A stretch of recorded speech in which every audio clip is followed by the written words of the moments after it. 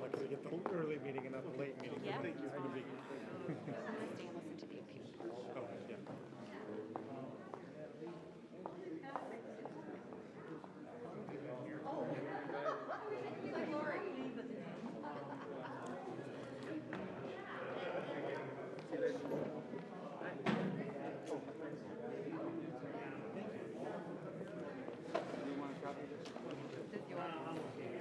Oh, down here.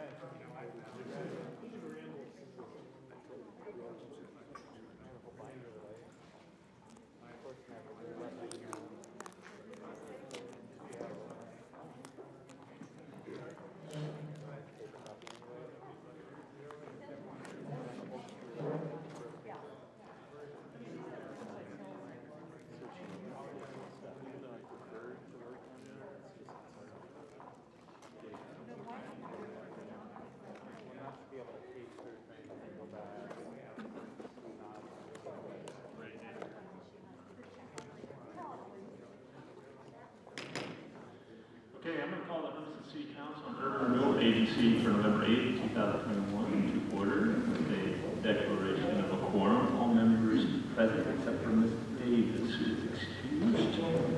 Please join me in the flag salute. To the flag of the United States of America and to the republic for which it stands, one nation, under God, indivisible, with liberty and justice for all.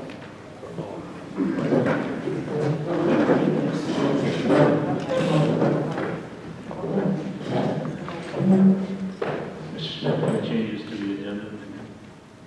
No. So, first up on our agenda are proclamations and presentations, and I have a proclamation I'm going to read about Small Business Saturday. Whereas the government of Hermiston, Oregon celebrates our local small businesses and the contributions they make to our local economy and community as they create jobs, boost our local economy, and preserve our communities. And whereas some economists state that with every $100 spent at a small local retailer, roughly $68 will stay in our local economy through taxes, payroll, and donations to local schools and charities. And whereas small businesses employ 47.1% of the employees in the private sector in the United States, 88% of U.S. consumers feel a personal commitment to support small businesses in the wake of the pandemic, and 92% of small business owners have pivoted the way they do business to stay open during the pandemic. And whereas 97% of small business, whereas 97% of small business Saturday shoppers recognize the impact they can make by shopping small, either in person or online, encourage friends and family to do so too. And whereas advocacy groups as well as public and private organizations across the country have endorsed the Saturday after Thanksgiving as a Small Business Saturday. Now that, therefore, I, Dr. Dave Drossel, Mayor of Hermiston, Oregon, do hereby proclaim November 27, 2021 as Small Business Saturday and urge the residents of our community and communities across the country to support small businesses and merchants on Small Business Saturday and throughout the year. Signed by myself, November 8, 2021. So, get out and support your local businesses. Those are the ones that, support your soccer team, your basketball team, your high school team, your kids' little league team. Make sure that our local businesses as it indicates on here, major sources of employment. You know, it's real easy to go online to some of the big box stores and shop these days, but it's our local businesses here on Main Street and across town that are actually paying the bills for our community, employing our neighbors, and supporting our community activities. Presentations. We're on to the Hermiston School District. I see Superintendent Dr. Mooney is here. Welcome. That. Perfect. Hello, I'm happy to be here this evening. Mr. Bacon and I switched places for tonight. There is a ton going on in the district, most notably recently our FFA team represented us well at the National FFA competition and just recently, and our girls slow pitch softball team finished 4th at the WIA state tournament.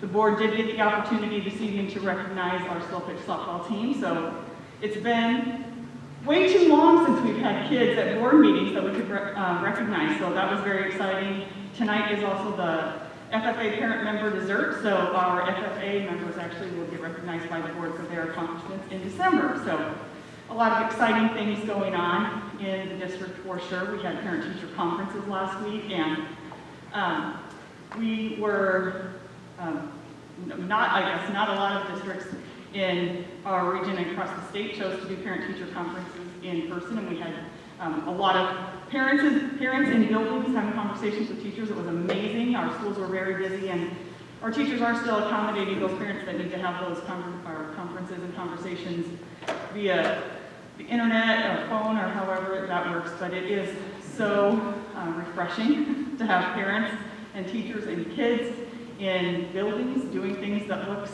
a lot more normal for us. So I just want to call that out. I'm very excited about all the amazing things going on in the district right now. We are transitioning to winter sports, so transitioning away from fall into winter. So that's awesome. We had last week, I think, a middle school music concert. We just recently had a play at the high school. So a ton going on in the school district for sure. I do want to take an opportunity to share with the council and the city. I've had a few parents reach out to me just recently, actually yesterday, based on, I think, some announcements that Portland Public has made regarding COVID vaccinations for students. And the Hermiston School District does not plan on requiring any immunizations that are outside of what the state requires for students to enter school. There has been a fairly rigorous process for an immunization to be a required immunization for students. I believe that at a recent OSBA event, Jim Green, who is the executive director of the Oregon School Boards Association, said he sits on the committee, and in the past 20 years, or it's been maybe 20 years since there's been a new immunization, it's a process that an immunization needs to go through, and a committee that actually makes that recommendation. And we, as educational leaders across the state, are encouraging our state leaders to stick with that process because it has worked for us in the past. But I just want to assure parents that the district will not be coming out with a mandate around vaccinations that is outside of anything that the state already recommends or requires us to follow. Questions for me from counselors? Well, please pass along the congratulations. I read the news articles about the FFA team. Phenomenal results. I know those students worked for over a year to try and accomplish that. So that's exciting for them to compete on a national stage, and hopefully those individuals, I know some of them are past graduates, and so hopefully some of those individuals are continuing their education and will come back and help us build out our community as well. So please pass that along to FFA and then in the softball program for their success too. Brand new fields to play on this year, which is exciting for them, and then to go to the state and compete and do so well. That's exciting for them. So please congratulate them for representing Hermiston well. Absolutely. Any questions or comments of the school district? No, I think we'll see more of you later, but thank you for being here this evening. Thank you. Okay, so we're at the first opportunity for citizen input. Anyone that would like to speak to the City Council regarding items that are not on our agenda, please come up to the microphone up front, introduce yourself by name and address, direct your comments to me, and try and limit the discussion to not more than 5 minutes. All right, seeing none. Moving on to the consent agenda, we have items A through F. Any of those need to be pulled? Can I get a motion, or any public comment on consent agenda items A through F?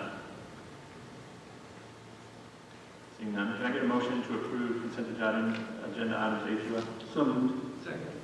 Been moved by Councilor Primer, second by Councilor Spicer-Coon to approve consent agenda items as presented A through F.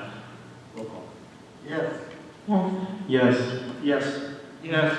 Yes. Yes. Motion passes unanimously, 7-0.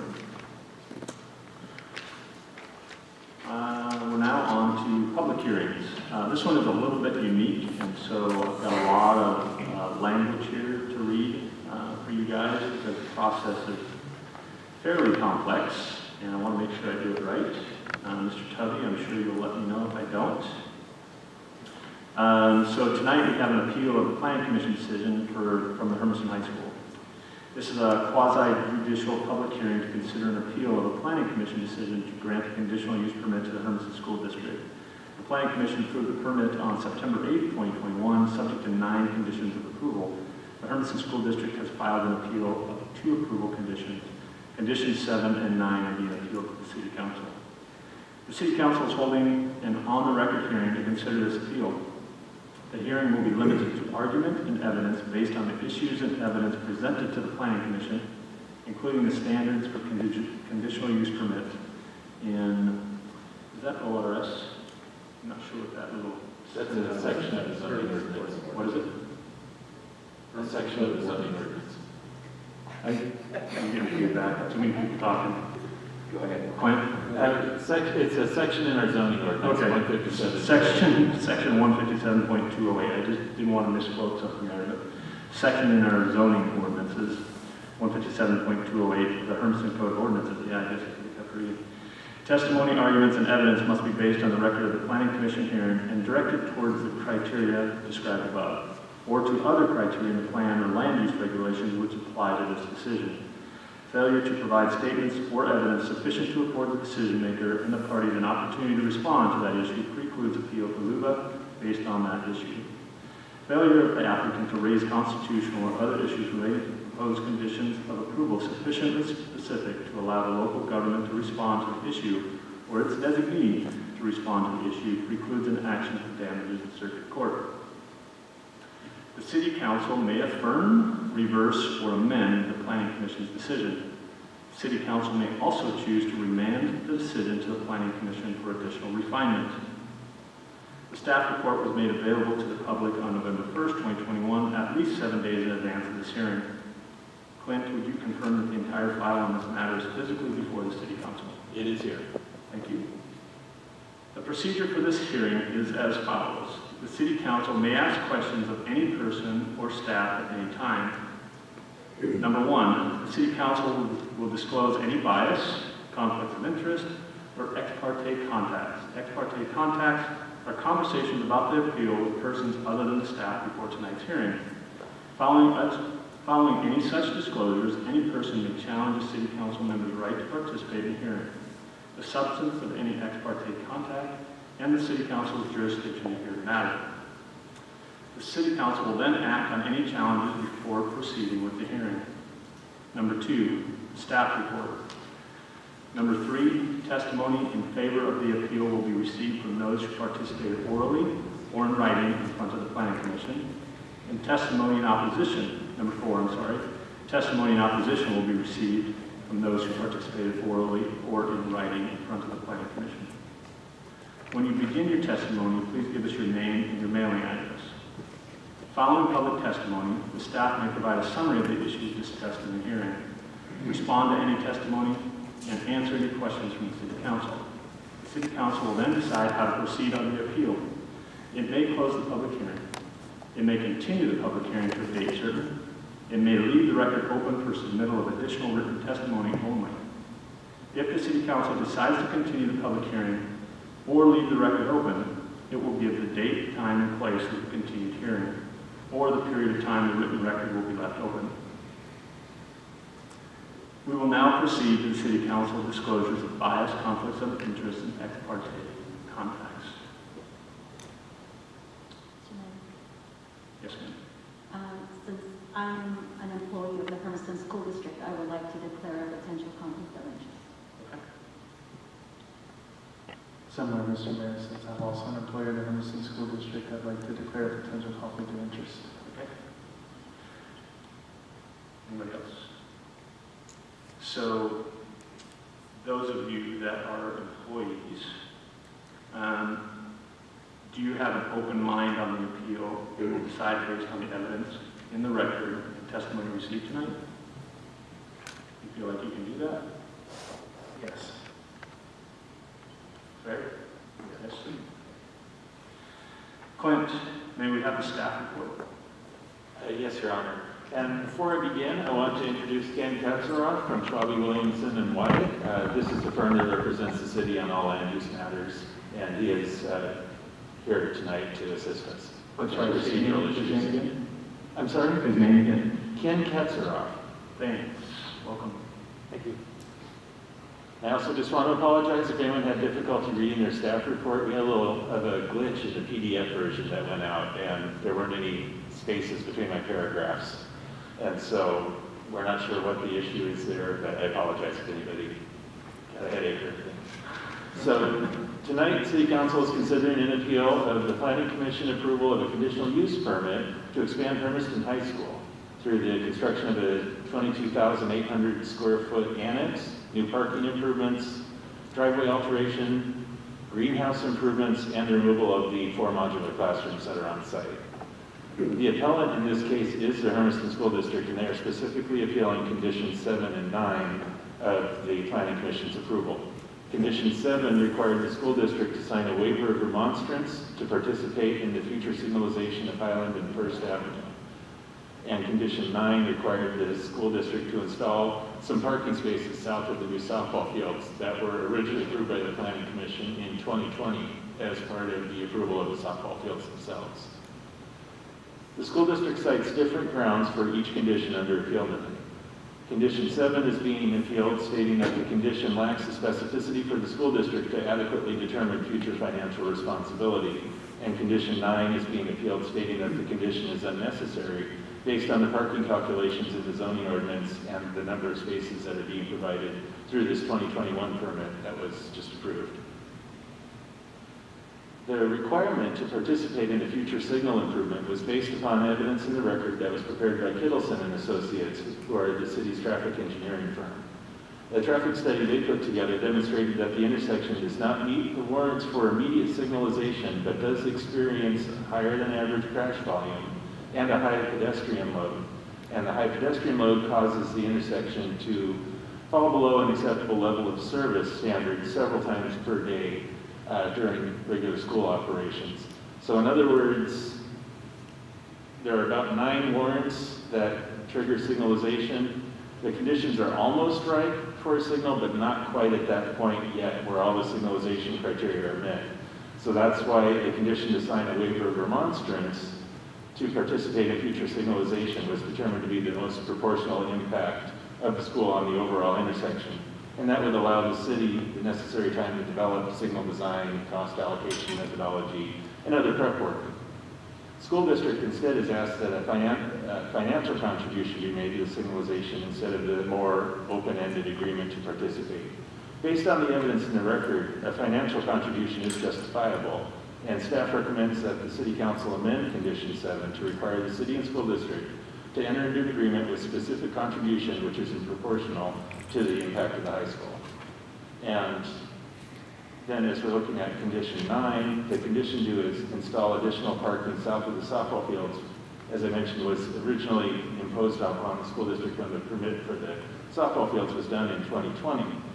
That plan and condition talked about installing 74 spaces south of the field, and when the 2021 permit was approved, the Planning Commission carried that 74 space requirement over, but there is also additional parking that's proposed as part of the school's annex. The annex itself is proposing to add 134 spaces, which is 60 more than what was proposed for the softball fields. And with this new reconfiguration and other improvements, the high school exceeds our zoning requirement by 260 spaces. So based on that level of over and above what the minimum requirements are, we recommend that City Council remove condition 9 from the permit. So following the conclusion of the hearing, as Mayor said during the hearing guidelines, the City Council may choose to accept the recommendation and amend condition 7 and repeal condition 9. That's the staff recommendation. You may choose to affirm the Planning Commission's decision and maintain conditions 7 and 9 as written.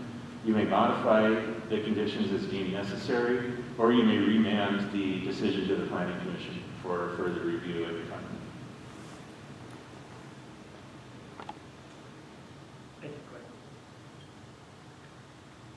Thank you, Clint. Okay, so now we're going to move on to the testimony component. First, we're going to start off, if anybody is here to testify in favor of the appeal. Yes, sir. Do I need to actually officially open this hearing? I do need to open it. I'm gonna officially open the hearing. Thank you.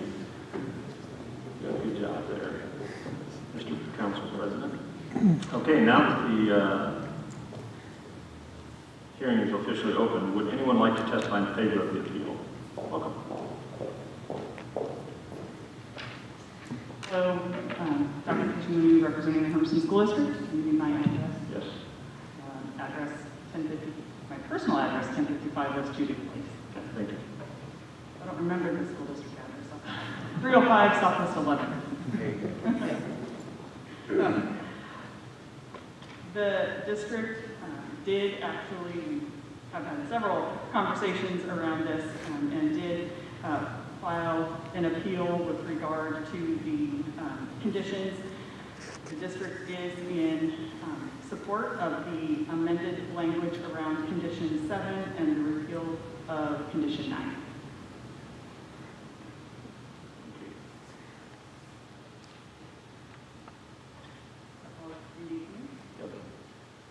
That's all your testimony is? Perfect. Anybody else like to testify in favor of the appeal?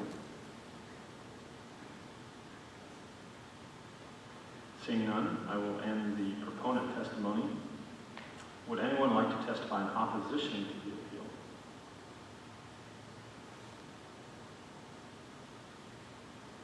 Okay, seeing none, I will end the opposition testimony. Clint, may we have a staff summary? I don't have a lot to add at this point in terms of rebuttal or anything. The process has kind of been playing itself out. Okay. Thank you. So, Council, got a couple choices before you, and I just need to know how you'd like to proceed. I would like a motion on one of the three options. We either close the public hearing, we continue the public hearing to a date certain, or we close the public hearing but leave the record open for receipt of additional written argument and evidence to a date certain. Okay, motion. Mr. Mayor, I'll motion we close the hearing and continue. 1 second, I'm sorry. For the record, Ken Cowtrock, Bobby Livingston, and Wyatt. I would suggest that we leave the hearing open for council deliberation and then close it upon concluding that deliberation. Okay, perfect. We will do council deliberation before we close the hearing.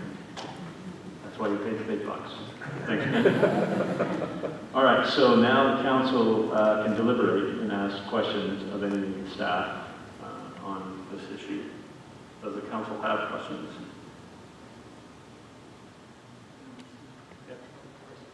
Do we know what the financial contribution of the school district is going to be at this time, or do we have a formula set to figure that out?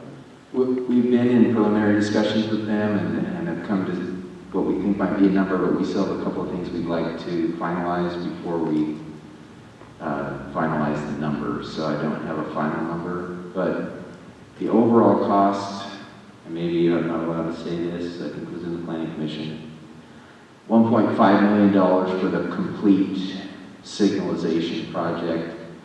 And what we've been discussing would be a major contribution to that. Oh, we don't know how much? I don't have it finalized yet, but in the range of 25% potentially.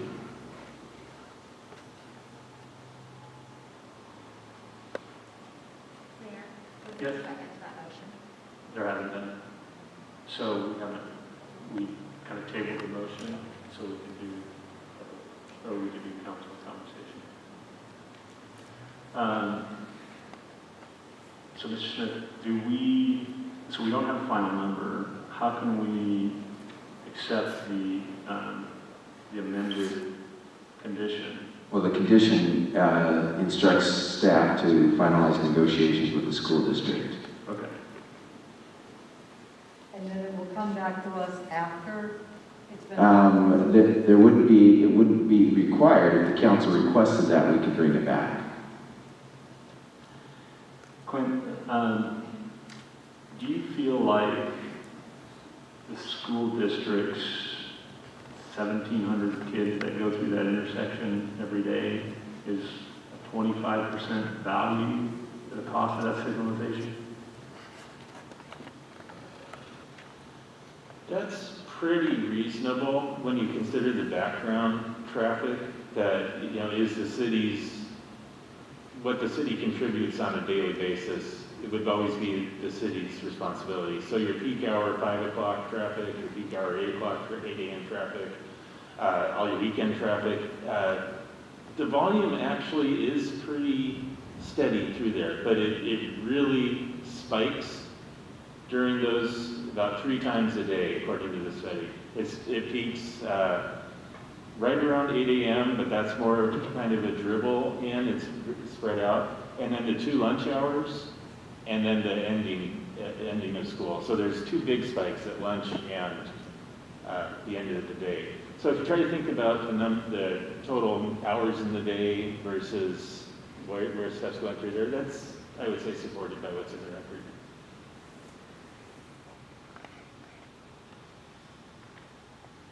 So originally was the cost in the planning commission totally the responsibility of the school district, or it's always partial responsibility? It's in the original requirement, it was always a partial responsibility. It would have been to participate in the costs at the future time when we would build the signal. Is that a similar requirement we would also place on any substantial employer if they were to move into the area in town and they were going to improve an intersection, they're only responsible for a portion of that, right? That's correct. Okay. And then the city is responsible for that. Correct. Got it. Or, one approach that we have taken is forming an improvement district to have all of the owners in that area take part of it. I mean, that's another approach, but that wouldn't apply in this type of situation. Other questions from you, council? With regard to the parking spaces, is the number of spaces and the location that's proposed by the school district, is that the plans that were signed off by the planning commission? The Planning Commission has signed off on the spaces related to the annex, yes. So those have all been approved by the Planning Commission. So the existing parking that's there currently is not the total number of parking spaces that will be there after the annex is completed? That's correct. With the revised site plan approved by the Planning Commission, there's about 160 spaces that will be added that will then go out on Orchard Avenue. So that's a new part of the traffic that's intended to basically get out onto Orchard to avoid sending anybody on to South First or Highland. So putting more of your student parking on the north side to help alleviate some of that congestion. It does create some additional congestion at First and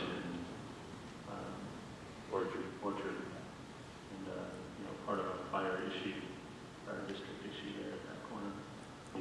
Potentially, it's hard to say which direction you're going to lead, the building and go, but it could potentially put some more through that intersection. Okay. Any other questions by the council? Okay, so now we close the public hearing? Yes. Okay. So we've had a motion to close the public hearing, and that was by Councilor Turner. Do you still stand by that motion? Okay. Any second? Second. Okay. Been moved by Councilor Turner, seconded by Councilor Meyer, that we close the public hearing. I didn't need to leave it open for anything, right? Okay. Perfect. Roll call. Yes. Yes. Yes. Yes. Yes. Yes. Motion passes unanimously. All right.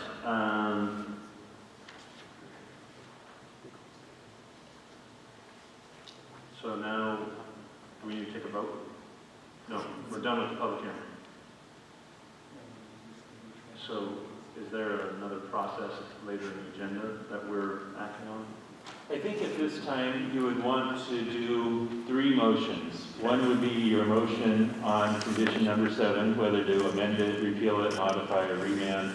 Another motion on condition 9, and then a motion to adopt the findings of fact that are in your staff report once you have your decision. The findings of fact that were prepared in your staff report were written in support of amending 7 and repealing 9. Okay. So 3 motions I'm looking for. First one, staff has recommended that we amend condition number 7, but you can either repeal it, modify it, or remand it. Any motion on that one? Motion to accept city staff recommendation on condition 7. Okay. Motion to amend condition number 7. Second. Okay.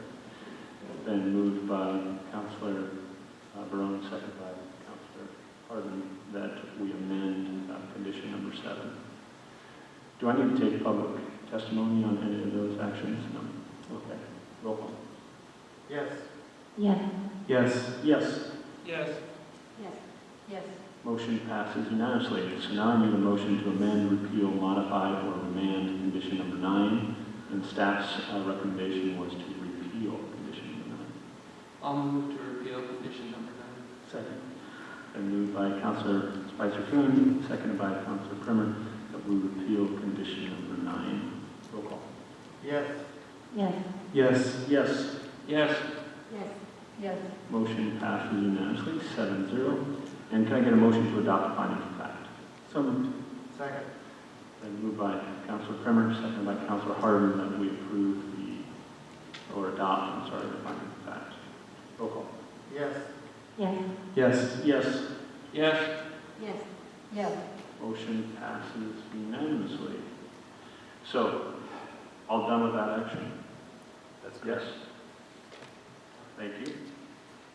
Well, I'm glad we were able to work out an amicable relationship and decision that works well for the city and works well for the school district and still allows them to continue their build out on that corner. One of the whole reasons that the school district acquired that property in the first place was to allow for expansion and allow more students to attend Hermiston High School and us to continue to have a one-horse town high school, so to speak, on that property. And the only way we could have done that was by acquiring the old fair rodeo grounds. And so now we have a beautiful new softball complex and additional parking out there, but also we'll have an annex that will be able to host some additional students. So I'm just trying to be able to modify traffic and shape student patterns in our #1 complaint about intersection. So I'm looking forward to the improvements that we can make in that area. So thank you to the school district for working with us on that. Okay, we're moving on to ordinances and resolutions. Resolution 2201, Public Works Standards and Specifications Update. Mr. Smith? Yes, I'll ask Mr. Morgan to give us the...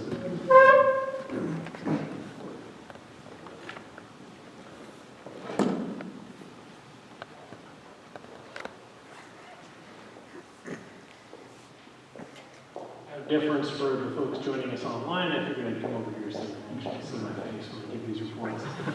So we had the updates our public works standards for anybody who's building things that end up becoming city facilities. So these are things like when somebody comes in to develop a subdivision, what is the standard for the width of the street? What does the curb look like? What does the sidewalk look like? What do we require as far as the size of water mains and sewer mains, all of those types of things that we require in developments in the community. So the existing standards that we have had in place, we've had in place for many years. The last time that they were revised or updated was 2009.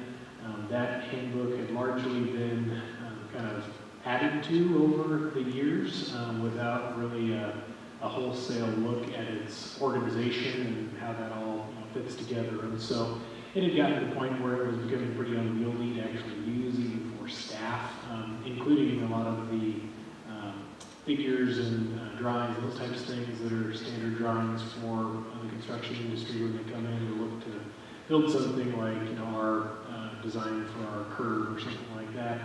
They had been copied so many times that oftentimes they were illegible. So this was an issue that we've been struggling with for a number of years, and so we finally had Anderson Perry proceed with doing a wholesale update to that document.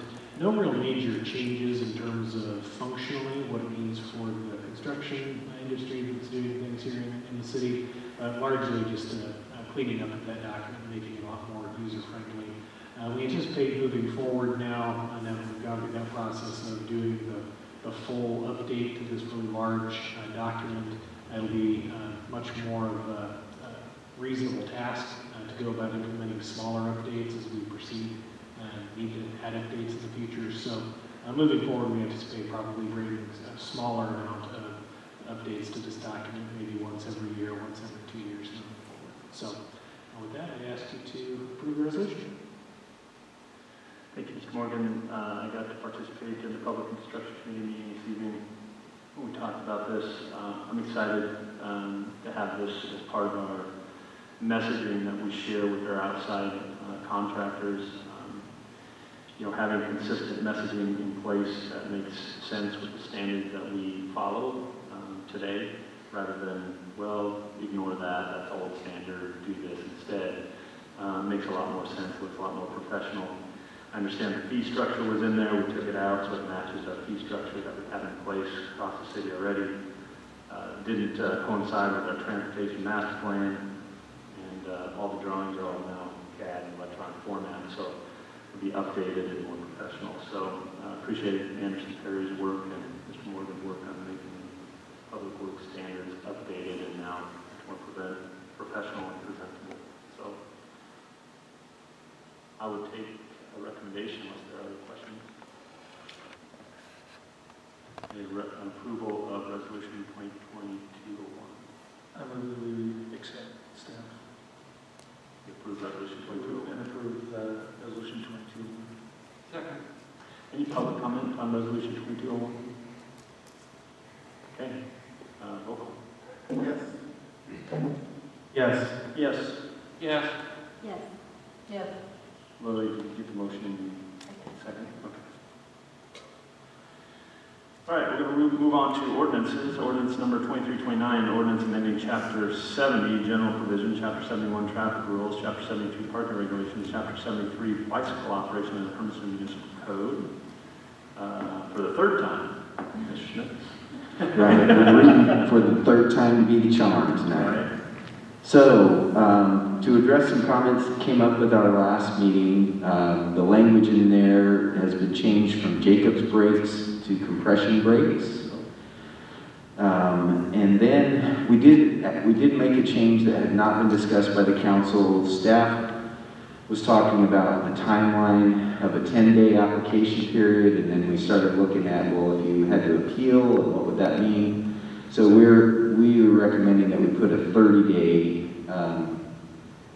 deadline on that application, so that then if there was a rejection of that, they would have the opportunity to appeal. Actually, under 10 days, it would be pretty difficult to get on a council agenda if both of the other decisions were against the parade. So we felt like this might be more fair to someone proposing a parade. Those, in addition to the other changes that we've kind of talked about before, and we'll be happy to answer questions.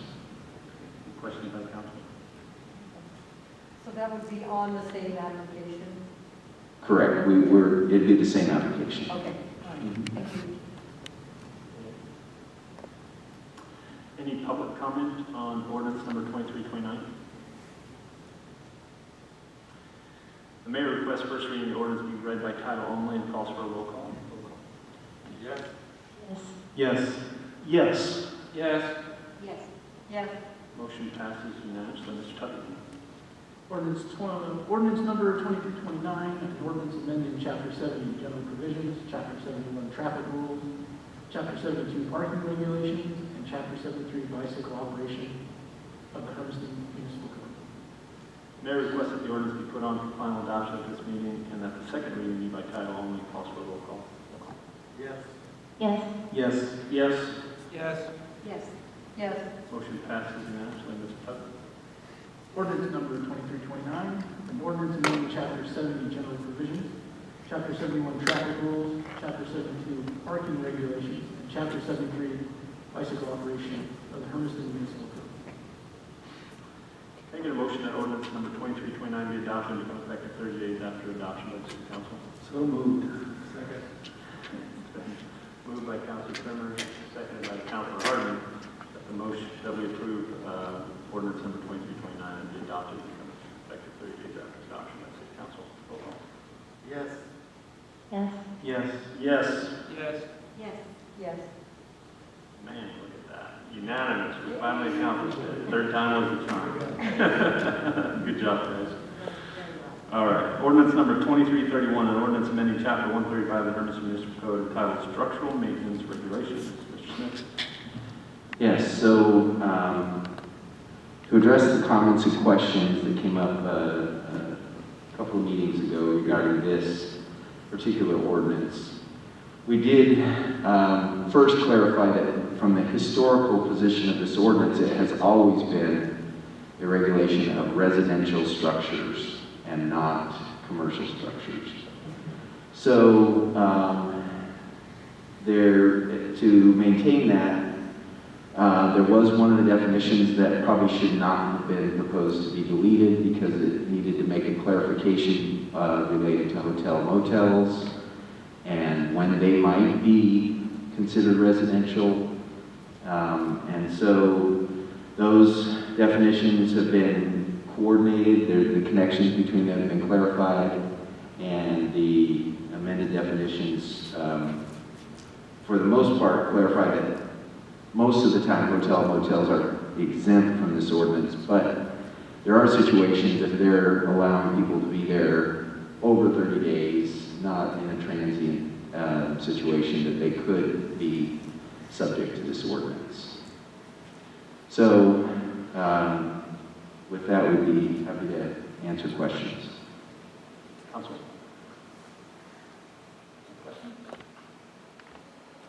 I just want to make a comment, listening to the recommendations that they made, making some of the changes. Any questions? Okay, any public comment on ordinance number 2330? Seeing none, Mayor requests first reading of the ordinance be read by title only and calls for a roll call. Roll call. Yes. Yes. Yes. Yes. Yes. Yes. Motion passes unanimously. Mr. Tubby. Ordinance number 2331, an ordinance amending Chapter 135 of the Hermiston Municipal Code entitled Structural Maintenance Regulations. Mayor requests that the ordinance be put on for final adoption at this meeting and that the second reading be by title only and calls for a roll call. Yes. Yes. Yes. Yes. Yes. Yes. Motion passes unanimously 7-0. Mr. Tully. Ordinance number 2331, an ordinance amending chapter 135 of the Hermiston Municipal Code entitled Structural Maintenance Regulations. Can I get a motion that ordinance number 2331 be adopted and become effective 30 days after adoption by the City Council? So moved. Second. Moved by Councilor Harden, second by Councilor Myers, that ordinance number 2331 be adopted and become effective 30 days after adoption by the City Council. Roll call. Yes. Yes. Yes. Yes. Yes. Yes. Yes. Motion passes unanimously 7-0. Ordinance number 2332, solid waste franchise. Mr. Smith. Yes, I'll ask Mr. Morgan to address this ordinance.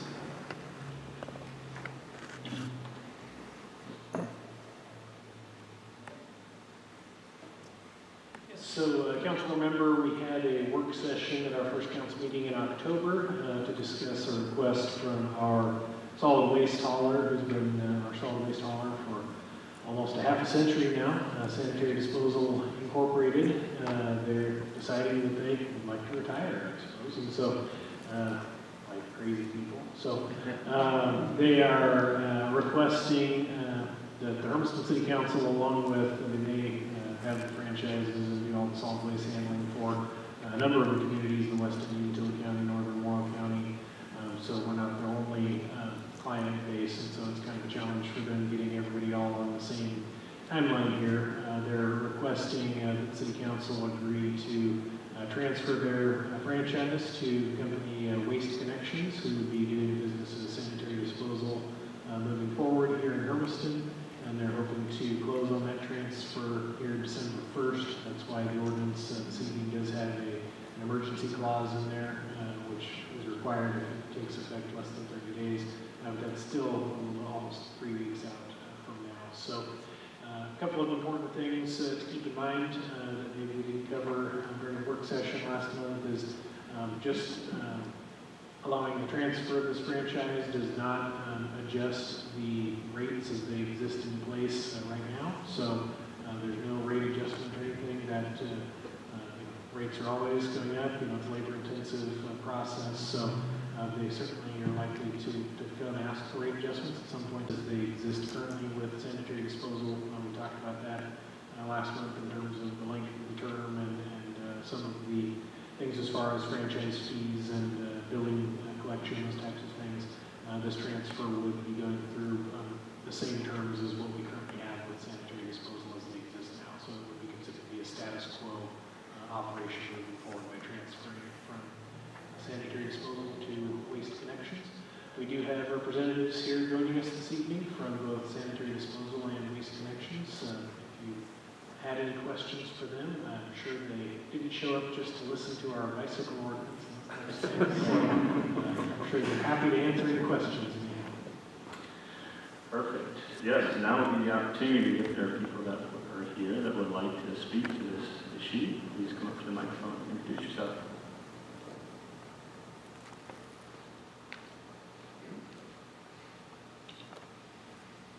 Yeah, Mike Hewitt, 18284 Hat Rock Road, representing sanitary disposal, INC period. I am happy to answer any questions that you may have for me. Any questions from Mr. Hewitt? Where's first vacation?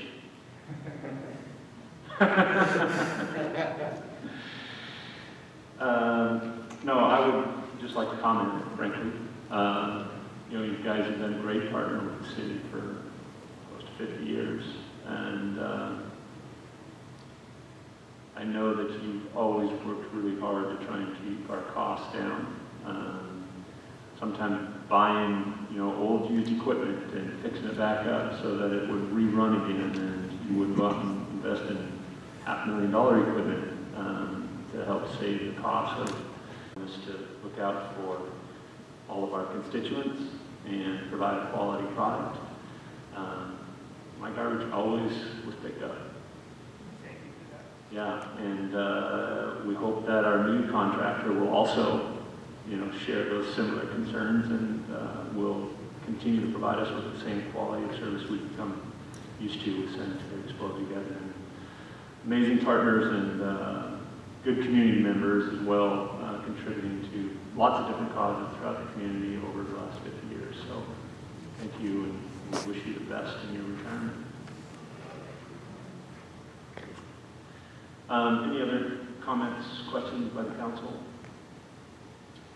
I too wanted to say that I used to be a former employee of sanitary disposal as well as my parents, and you know, it was a surprise for me to see that you were going to retire. I kind of see you always working, but I guess you deserve to retire after so many years, and I too want to thank you for all of the service. I know that you provided, you know, to not just Hermiston but the surrounding communities. So thank you for that, and we wish you the best, Mike. And Rick, I didn't even recognize you until now. I was like, oh, it is Mike Jewett and Rick. So good to see you guys, and wishing you the best.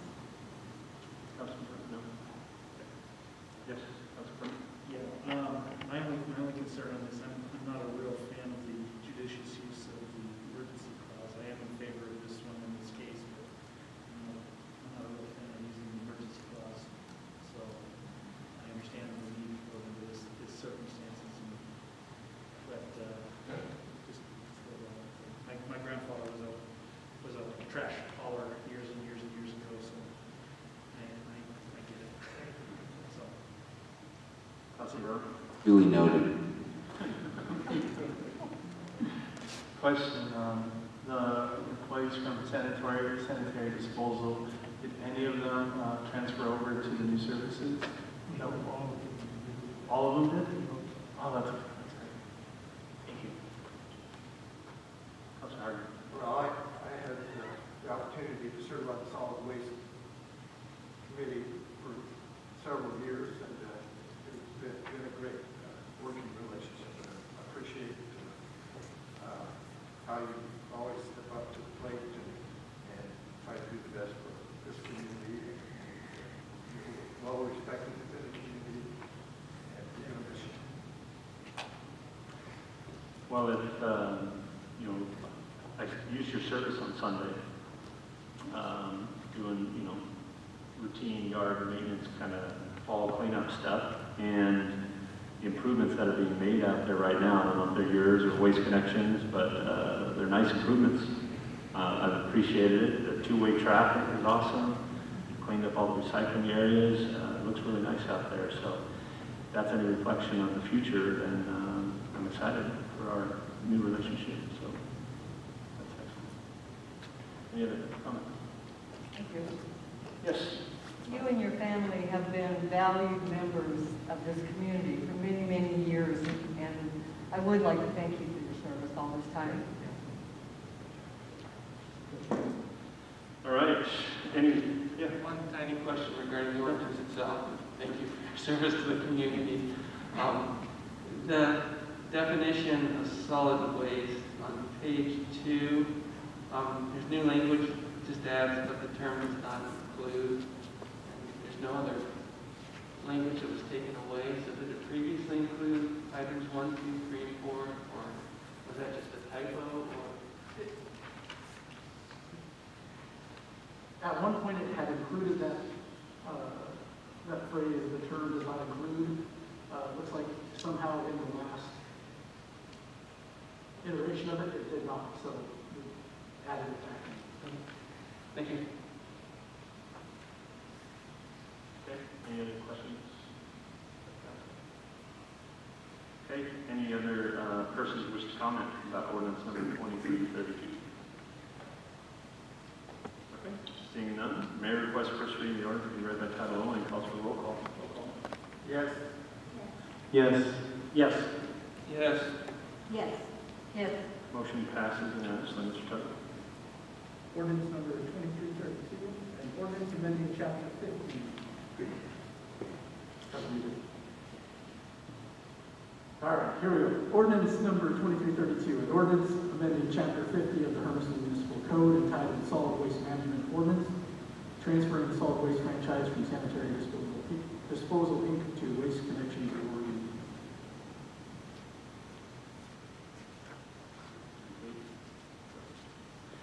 Mayor requests that the ordinance be put on for final adoption at this meeting and the second reading be by title only and calls for roll call. Yes. Yes. Yes. Yes. Yes. Yes. Yes. Motion passes unanimously. Mr. Tubby. Ordinance number 2332, an ordinance amending Chapter 50 of the Hermiston Municipal Code entitled Solid Waste Management Ordinance, transferring the solid waste franchise from sanitary disposal to Waste Connections in Oregon. So just clarification, where do we state the emergency clause? Is that in this next thing? Because in my notes it says it become effective 30 days after adoption by City Council. That was an error on my part. Okay, so do I state that the motion that ordinance number 2332 be adopted and become effective immediately, or is that what we need to state? Okay. All right, can I get a motion by the council that ordinance number 2332 be adopted and become effective immediately after adoption by the City Council? So moved. Second. Been moved by Councilor Barone, seconded by Councilor Duran. That motion, or that ordinance number 2332 be adopted and become effective immediately after adoption by the City Council. Roll call. Yes. Yes. Yes. Yes. Yes. Yes. Yes. Motion passes unanimously, 7-0. Congratulations, guys. We wish you well in the future and in retirement. Hopefully we get to see you a little bit more on the golf course. Would the new owner like to say anything? I don't suppose you came just for the meeting. I want to respect your time. Again, congratulations to these guys. You know, we are a larger company, but, you know, that's part of the reason why we want to carry on the sanitary disposal name is that we want to be a part of the community and carry on the good stuff that they have got going. And shouldn't see any change. We're going to continue the local office, all the local employees, and just thank you for considering your request and honoring it tonight. And looking forward to working with you guys. Appreciate it. Welcome. Yeah, welcome. Thank you, guys. All right, we're going to move on to committee reports, city committee and liaisons. Anyone? Go first. No EOTech committee. However, we did have a Hermiston 2040 committee wrapped up on everything that there was. I'm sure councilors have already received emails about labs coming up. Encourage you guys to attend those. We have a pretty comprehensive report. And as a city councilor that's representing the council on that committee, one thing I will say is I was pretty happy with the end results of what the 2040 committee came up with. A lot of the things that were in the 2040 committee are things that council has already started to look at or is already in the process of doing. So I'll let the whole staff report and everything that comes with it. I know we're going to talk about it in goal setting session, but I'm eager to see the report and everything that comes with it, and I hope council is happy with the end result. Exciting. We'll look forward to that. Other committee reports? I'll jump in. We did have a meeting with the Public Infrastructure Committee just before this. A lot of you sat through it, got to hear the tail end of it, which was covering the capital improvements that are currently going on or planned to be going on in the near future here in the city. We did discuss the public works standards that the council approved tonight. One of the issues that we did discuss, and will probably be coming back to us in the future, was utility rates and the potential for a big increase coming up. Unless we take a look at it, the way that it's currently set up is it goes up every year by the construction cost index. And this year with inflation going up very high, especially towards the end of this year, that was set for a 9.22% increase in the next year, unless we come up with another way to either spread that out over some time or make some other decision moving forward. And that would be for the cost of water and sewer next year.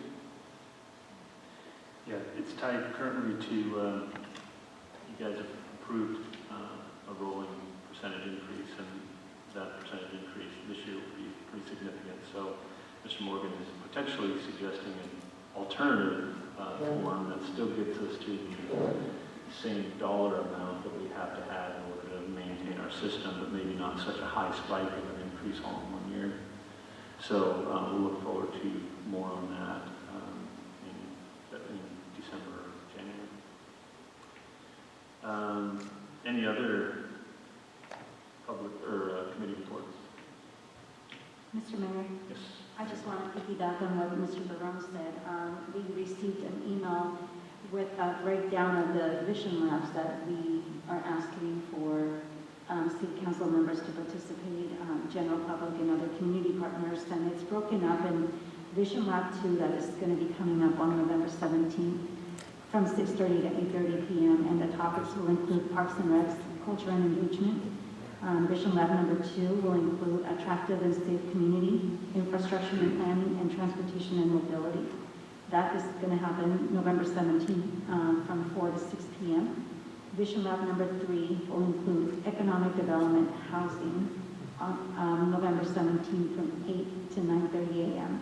And Vision Lab number 4, health and education, November 16th from 5 to 6:30 p.m.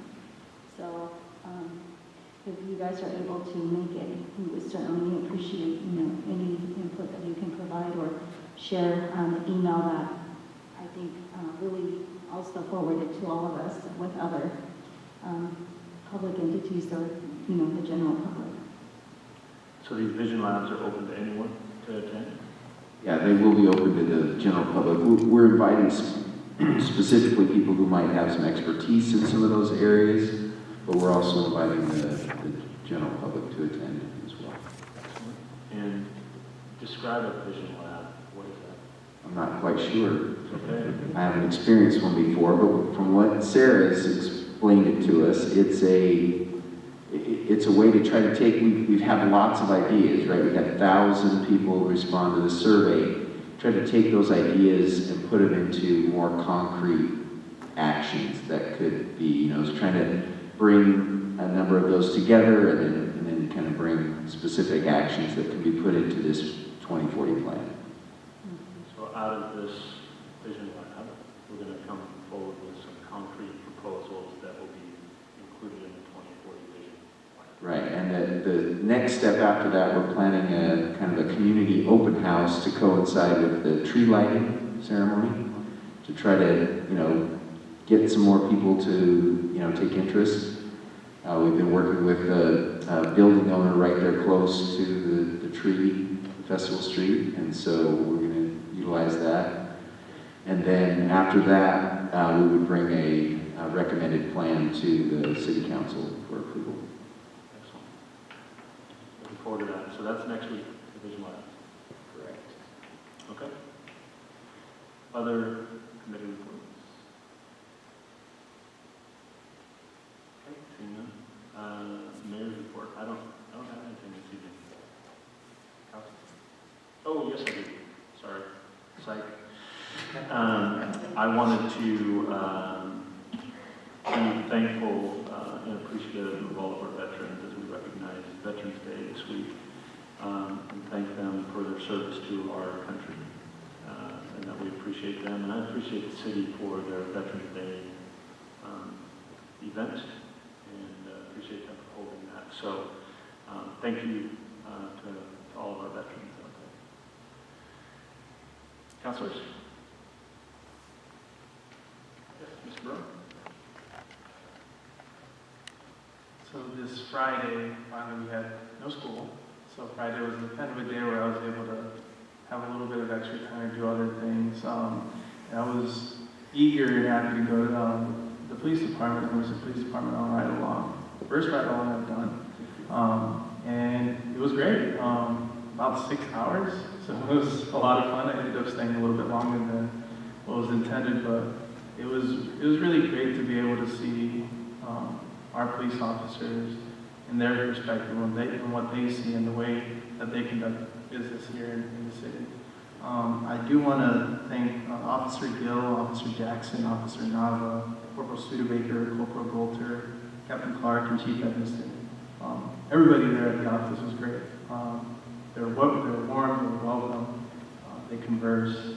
We had a lot of great conversations about a lot of different things, and so I felt really welcome at the police department. And special shout out to Corporal Studebaker, he was the one I did the ride along with. And it's great, it's really funny, really light, and does his job exceptionally well.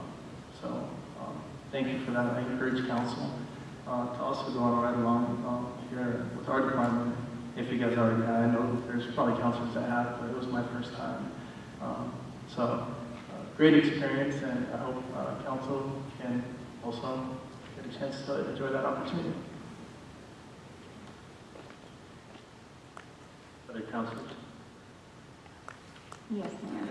I'm just excited also, speaking of the police department, to learn of their Christmas Express work party. Last year we came, but pretty much everything was done. So I didn't get a chance to fully experience the whole work party, so I'm excited for December 13th to come, as we're all invited to come and participate in that, so that the police department can get the food out to those in need. So thank you for organizing that.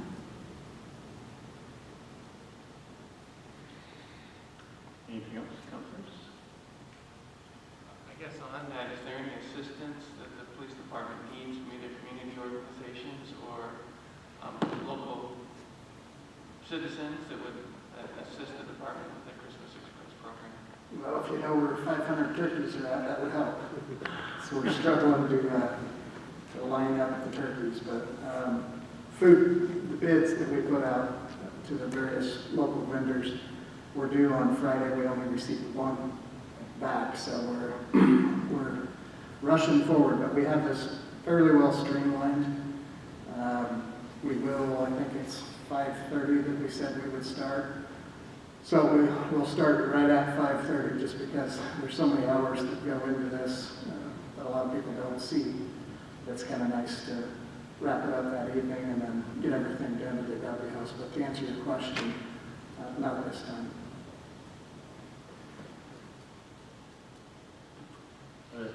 Comments from the council? I just remembered something.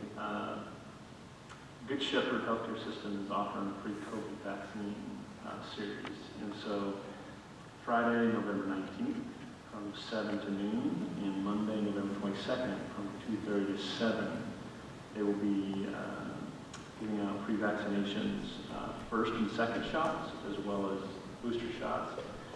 And they're doing the Moderna, they're doing Pfizer, and the Johnson & Johnson. All kids 12 and older can get the vaccination. They currently do not have the vaccine for the 5 to 11-year-olds. So if you haven't been vaccinated, or maybe you have and need a booster, Good Shepherd is doing a mass vaccination event Friday, November 19th from 7 to noon, and Monday, November 22nd from 2:30 to 7 in their conference centers. Mr. Smith. Just a couple of items. Along those lines of the vaccine, we did recently receive additional guidance from the federal government on the vaccine. Subsequently, that was taken to court, and they're working on a potential long-term stay of that, but also it affects Oregon differently because we have a state-approved or a state plan. I get the exact wording on that. So basically, Oregon OSHA could adopt that plan, and then something we would have to challenge that for it not to go into effect at the same time. Would that be, yeah. So we're working on what this looks like, what our approach to that will be, trying to be ready to be in compliance early December for having a plan in place and then having implementation. Currently, unless the Oregon OSHA makes it more stringent, the plan would allow for testing in place of vaccination. And so we'll be watching. I believe they meet tomorrow. I believe the city sent out a notice that they meet tomorrow. So we'll see how they approach it for Oregon. Just wanted to kind of update the council on that. Is that because we're over 100 employees? Yes. Also appreciate we had a couple of counselors help today for Parks and Rec Director interviews. We interviewed 3 finalists. The interviews went very well. Planning decision by the end of this week on that position. And then we have scheduled for Wednesday interviews with the court administrator finalists. So hoping to make that both of those decisions by the end of the week or early next week at the latest. So really pleased with how well our recruitments went. We had a number of good candidates for both positions. Just really pleased with that. And then finally, I just wanted to let the council know Mr. Morgan will be in this chair next meeting. I have a family reunion that I'll be leaving for around Thanksgiving, so won't be in attendance. Did we make a decision about December's meetings? We plan to have that on the agenda for the next meeting, to cancel the second meeting in December. Can we do that now? Have that conversation? Sure. I mean, what does the council think? Because that falls when? It's the 27th, which is 2 days after Christmas. Okay. Councilman? You have an opinion? I won't be here, so I would recommend that you do it. Is there consensus around that? Skip the December 2nd meeting. Is there any business we have to get done at that time? I mean, that's kind of why we've waited until like the second meeting in November to request the council to waive it, just in case we thought there might be some business. But up to this point, we don't have anything that would be urgent at that time. Okay. Would you rather wait another couple weeks? Well, it just, I mean, the consensus, I think I can see that, but from the official action, let's wait so we can put it on the agenda. Couple weeks then? Yeah. Anything else? That's it, thank you. All right, then we are adjourned.